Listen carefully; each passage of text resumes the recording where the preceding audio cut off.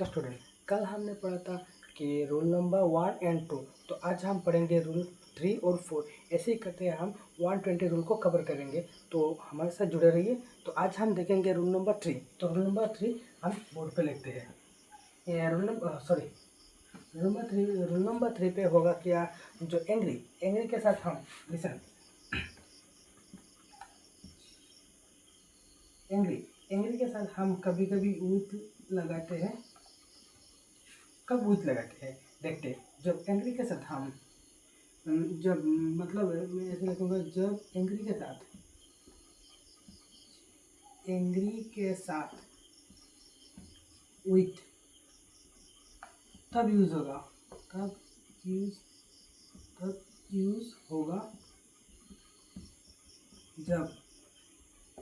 जब एंग्री के साथ विथ जब यूज होगा, जब मतलब नॉट लिविंग थिंग्स होगा।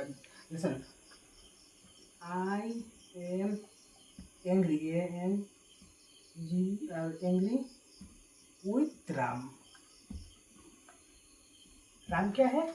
एक लिविंग थिंग्स है, तो इसीलिए हम एंग्री के साथ विथ लगा सकते हैं। तो ये रूल आपको समझ होगा। जैसे मैं और एग्जांपल देता हूँ। मतलब like he is angry, angry with शाम। एंग्री के साथ विथ आया है क्योंकि यहाँ पर शाम एक लिविंग थिंग्स है। आप समझ गए? लगता है आप समझ गए, मतलब रूल नंबर 3 को। ओके। और एक एक्सेप्शन है, एंग्री के साथ ऐड भी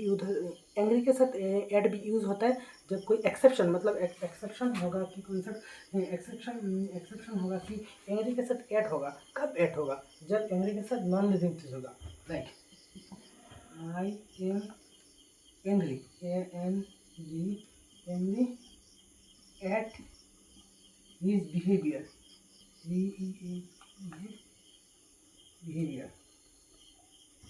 I am angry at his behaviour.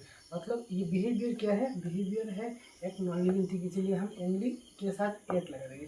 Okay. Like और एक एग्जांपल दूंगा, he is angry at his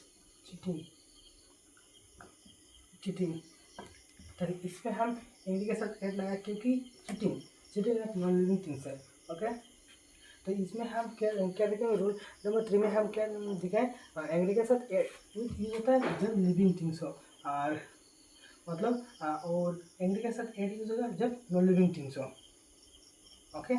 तो ये हम रूल नंबर 3 को कवर कर सकते हैं, उसको देखेंगे। तो रूल नंबर 4 है कि मतलब एक रूल होता है जो इट्स हाई टाइम, और एक होता है इट्स टाइम। अगर सेंटेंस में अगर इन सेंटेंस में इन शब्दों आ गया है, तो अब इसके बाद हम क्या मतलब वर्ब क्या होते हैं? मतलब V2 हम यूज़ करते हैं। जैसे एग्जांपल, मतलब इन दो शब्द इट्स हाई टाइम और इट्स टाइम में आ गया, तो हम वर्ब क्या करेंगे? V2, वर्ब के सेकंड फॉर्म यूज़ करते हैं। एग्जांपल देता हूँ मैं, it's the time to work hard, work hard। इधर वर्क क्यों हुआ? क्योंकि इट्स टाइम जो है इट्स टाइम दिया है, इसलिए हम इसको V2 करेंगे क्योंकि वर्क टाइम, और इसलिए हम इसको V2 करेंगे। ओके। ये भी रूल आपको समझ में हो गया होगा कि मतलब रूल 5 में, तो रूल 5 में क्या होगा? तो रूल 5 में होगा जो शॉर्ट है, SHORT, short, kind, type, etcetera. मतलब इस सेंटेंस में हम इसके बाद जो आएगा या ना singular, SINGE singular verb use करेंगे। जैसे कि इसके बाद भी हम यूज़ करेंगे। अगर इसके साथ एस लगा है तब हम प्लूरल करेंगे, नहीं तो सिंगुलर करेंगे। जैसे कि this kind of students, TUDENT students, this kind of students is available।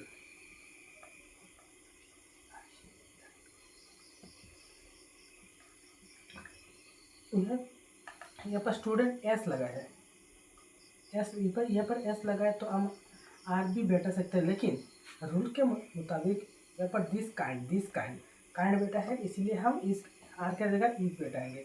Okay, ये भी रूल आपको समझ में आ गया।